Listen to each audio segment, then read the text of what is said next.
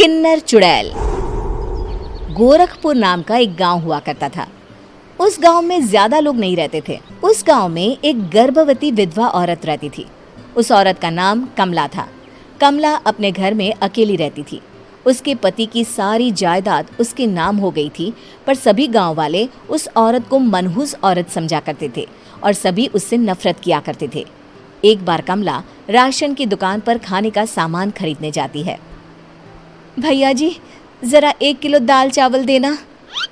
अरे हाय हाय हाय हाय हाय हाय! अरे मनहूस औरत, मेरी दुकान में अपशुगन करवाने आ गई क्या? हैं? चल जा यहाँ से, मैं कुछ नहीं देने वाला हूँ तुझे। भाग भाग यहाँ से, चल जा, निकल। भैया जी, ऐसा मत कहिए, मैं गर्भवती हूँ, मुझे खाने की बहुत जरूरत है, मुझे खाना दे दीजिए। दुकानदार कमला को वहां से धक्के मारकर भगा देता है।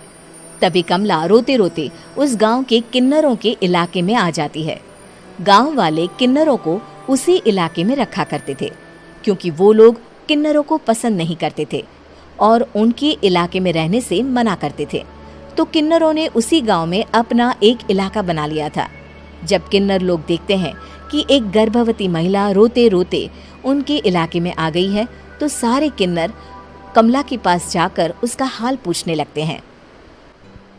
क्या हुआ बहन, तुम्हारी गर्भवती अवस्था में इतनी बुरी हालत कैसे है? तुम रो क्यों रही हो? तुम डरो मत, हम तुम्हें कोई नुकसान नहीं पहुंचाएंगे। तुम शांत होकर सब बताओ कि हुआ क्या है। मैं कमला हूँ, मैं गांव के दूसरे इलाके से आई हूँ। 2 महीने पहले ही मेरे पति की मौत हुई है।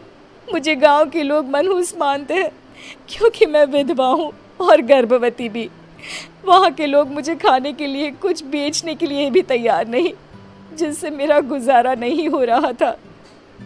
कोई बात नहीं कमला, हम तुम्हारा ख्याल रखेंगे। किन्नर लोग कमला को एक खाली घर में रहने के लिए जगह दे देते हैं और उसकी देखभाल भी करते हैं। कुछ ही महीने बाद कमला अपने बच्चे को जन्म देती है, पर अफसोस, कमला बच्चे को जन्म देते ही अपनी जान गंवा देती है। जब सब किन्नर बच्चे को देखते हैं तो बहुत खुश हो जाते हैं, क्योंकि वो बच्चा भी किन्नर ही था। कमला ने एक किन्नर बच्चे को जन्म दिया था। अब इस बच्चे की देखभाल कौन करेगा? हम तो इस बच्चे को गांव के दूसरे इलाके में भी नहीं भेज सकते। और तो क्या हुआ, इस बच्चे की माँ नहीं रही तो हम इसे पालेंगे। अब ये हमारे इलाके में रहेगा, हमारे साथ रहेगा। फिर वो किन्नर उस किन्नर बच्चे को गोद ले लेते हैं, उसका नामकरण कराते हैं। उस किन्नर बच्चे का नाम शक्ति रखा जाता है। देखते ही देखते शक्ति बड़ी होने लगती है। उसके रंग रूप बहुत सुंदर थे। वो बहुत सुंदर किन्नर दिखती है। एक दिन शक्ति एक किन्नर से पूछती है, माँ जी सुनिए ना, ये गांव के दूसरे इलाके में भी तो लोग रहते हैं, तो हम वहाँ क्यों नहीं जाते? हम उनसे अलग क्यों रहते हैं? शक्ति, क्योंकि वो लोग हमारे जैसे नहीं, वो लोग हमें पसंद नहीं करते, इसीलिए हम उनसे अलग रहते हैं। क्यों? वो हमें क्यों पसंद नहीं करते? मुझे एक बार उस इलाके में जाना है, मैं एक बार वहाँ जाकर घूम कर आऊँ। शक्ति, खबरदार, जो तू उस इलाके में कभी भी गई तो अपनी जान नहीं गंवाना चाहती तो उस इलाके में कभी कदम भी नहीं रखेगी, समझी? इतना कहकर वो किन्नर वहाँ से चली जाती है। शक्ति उस किन्नर की बात सुनकर बहुत रोती है। माँ जी, ऐसा कैसे कह सकती हैं? उन्होंने इतनी सी बात के लिए मुझे इतना डांटा। अब तो मैं उस इलाके में ज़रूर जाऊंगी। फिर एक दिन शक्ति गांव के दूसरे इलाके में चुपके से जाती है। ये लोग तो हमारे जैसे ही इंसान हैं, तो ये हमसे नफरत क्यों करते हैं? जब शक्ति उस इलाके में पहुंचती है तो गांव के सारे आदमी उसके रूप से मोहित हो जाते हैं। वो लोग ये अंदाज़ा नहीं लगा पाते कि वो किन्नर है। शक्ति की सुंदरता देखकर सारे गांव वाले उसकी तारीफ करने लगते हैं। तभी गांव का चक्कर लगाने गांव के जमींदार का बेटा हर्ष वहां पहुंचता है। हर्ष भी दिखने में बहुत सुंदर होता है। जब हर्ष ने शक्ति को देखा तो वो भी उससे मोहित हो गया, और जब शक्ति की नज़र हर्ष पर पड़ी तो वो हर्ष को देखकर मोहित हो गई। आपको पहले कभी इस गांव में देखा नहीं। इस गांव में आप नए हैं क्या? जी नहीं, वो मैं बस। तभी शक्ति बोलते बोलते रुक जाती है और मन में सोचने लगती है, अगर मैंने इनको बता दिया कि मैं दूसरे इलाके से आई हूँ तो वो समझ जाएंगे कि मैं किन्नर हूँ, इसलिए मुझे इनसे झूठ ही बोलना पड़ेगा। शक्ति हर्ष को कहती है, जी हाँ, मैं इस गांव में नई आई हूँ, यहाँ अकेली रहती हूँ। वैसे आप कौन है? आप भी इसी गांव में रहते हैं? जी हाँ, मैं इस गांव के जमींदार का बेटा हूँ। आपको किसी भी चीज की जरूरत पड़े तो आप मुझे बता देना, मुझे अच्छा लगेगा। ऐसे ही शक्ति और हर्ष एक दूसरे से रोज मिलने लगते। वो दोनों अपने प्यार का इजहार करने एक दूसरे से मिलने जाते हैं। तभी शक्ति का पीछा करते करते एक किन्नर वहां आ जाती है। शक्ति, मैं तुमसे बहुत प्यार करता हूँ। मैं तुमसे शादी करना चाहता हूँ। क्या तुम मुझसे शादी करोगी? हाँ हर्ष, मैं तुमसे शादी करूँगी, पर मैं तुमको अपने बारे में एक सच्चाई बताना चाहती हूँ जो मैंने तुमसे छुपा कर रखी है। तभी उनके बीच में ही वो किन्नर आ जाती है। शक्ति, तेरी हिम्मत कैसे हुई ऐसा करने की? वो किन्नर शक्ति को खींचकर गांव के जमींदार के पास ले जाती है। हर्ष भी वहां शक्ति को बचाने के लिए पहुंच जाता है।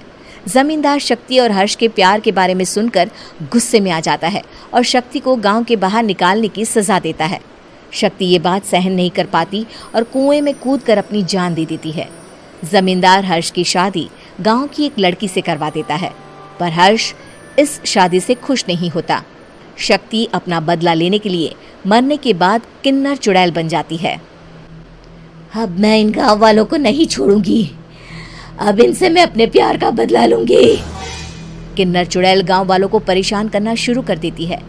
एक बार वो रात को गांव के खेतों में पहुंच जाती है और वहां आग लगा देती है। सारी फसल जल के राख हो जाती है। जब एक आदमी रात को उठकर देखता है कि खेत में आग लग गई है तो वो वहां पहुंच जाता है। वो देखता है कि खेतों के बीचों बीच एक किन्नर चुड़ैल खड़ी है और वहां खड़े होकर ताली बजा रही है। गांव वाला किन्नर चुड़ैल को देखकर बेहोश हो जाता है। जब सुबह उस आदमी को होश आता है तो वो सीधा जमींदार के पास जाता है। अरे जमींदार साहब, अरे वो किन्नर चुड़ैल ने मेरी सारी फसल जला दी। अब मैं क्या करूंगा? क्या होगा मेरा? जमींदार चुड़ैल किन्नर का नाम सुनते ही सब कुछ समझ जाता है। अब वो बहुत डर जाता है। उसी रात को जब जमींदार डर के मारे अपने कमरे में सो नहीं पाता, तभी वहां अचानक से किन्नर चुड़ैल आ जाती है। किन्नर चुड़ैल जोर जोर से जमींदार के आगे खड़ी होकर हंसने लगती है और ताली बजाने लगती है। जमींदार उस डरावनी किन्नर चुड़ैल को देखकर बहुत डर जाता है। तूने मेरे साथ बहुत बुरा किया, अब मैं तुझे जान से मार दूंगी। नहीं नहीं नहीं नहीं नहीं, मुझे माफ कर दो, मुझे मत मारो। मैं कभी ऐसा दोबारा नहीं करूंगा। अब तुम जो बोलोगी वही मैं करूंगा। ठीक है, मैं चाहती हूँ कि किन्नर इलाका गांव के इलाके से जुड़े और गांव का कोई भी आदमी किन्नर समाज से द्वेष ना करे, उससे नफरत ना करे, नहीं तो मैं सारे गांव को मार दूंगी। और तुम गांव में एक नया कानून बनाओ कि अगर किसी ने भी किन्नर समाज को हानि पहुंचाने की कोशिश भी करी या इनसे भेदभाव करने की भी कोशिश करी तो उनको कड़ी से कड़ी सजा मिलेगी। हाँ हाँ हाँ हाँ, मैं ऐसा ही करूंगा। तुम जो बोलोगी वो मैं करूंगा, पर मुझे जाने दो प्लीज। तब वो किन्नर चुड़ैल वहां से चली जाती है। गांव का जमींदार किन्नर चुड़ैल का कहा मानते हुए दोनों इलाकों को एक कर देता है और नया कानून भी लागू कर देता है। तब से वहां किन्नर समाज और बाकी गांव वाले शांतिपूर्वक रहने लगते हैं।